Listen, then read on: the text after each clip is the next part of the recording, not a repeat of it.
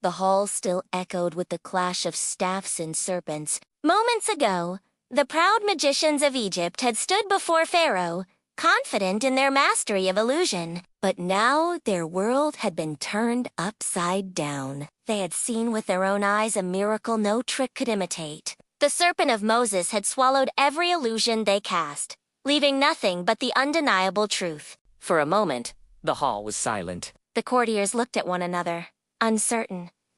The guards gripped their spears tightly. Pharaoh's chest rose and fell, anger brewing in his eyes. And then it happened something no one in Egypt could have imagined. The magicians, the pride of Pharaoh's court, fell to their knees. Their foreheads touched the marble floor, and their voices trembled not with fear, but with conviction. "We believe in the Lord of Moses and Aaron," they declared. Gasps filled the chamber. Pharaoh's face twisted with rage. These were his magicians, men he had trained, rewarded, and trusted. And yet, before his very eyes, they abandoned him for a god they had just discovered. "Traitors," Pharaoh roared, his voice shaking the hall. He rose from his throne, his crown tilting as he pointed at the men bowing before him. "You dare to believe in him before I give you permission? I am your lord. I am your master." "No one believes without my command." But the magicians did not lift their heads. Their hearts had tasted truth, and there was no turning back. One of them spoke, his voice clear and strong. "Pharaoh, you are but a king of this land, but the Lord of Moses is the Lord of all worlds. No illusion, no power of man can stand against his truth." Pharaoh's fury boiled over. He stepped down from his throne, his cloak dragging across the floor. His eyes blazed like fire.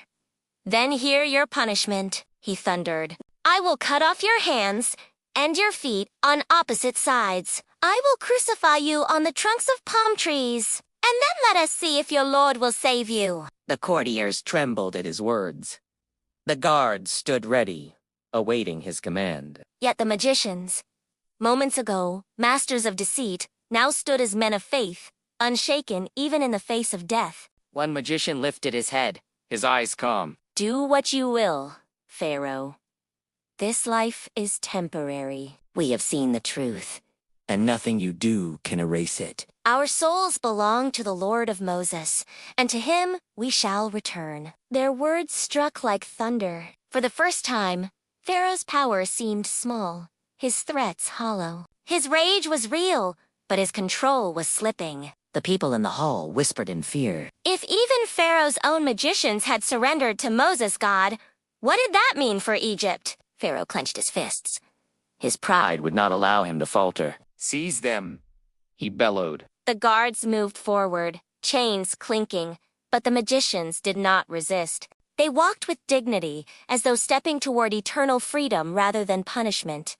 Moses and Aaron watched silently. Their hearts ached for the men who had believed so quickly and so firmly. In their sacrifice, they saw the strength of faith that no power of Pharaoh could destroy. That day, the palace of Pharaoh became a battlefield of spirit. His magicians, once his greatest weapon, had become the first martyrs of belief. Their courage planted seeds of hope in the hearts of the Israelites, and even in the hearts of those who had doubted. Pharaoh could punish their bodies, but he could not touch their souls.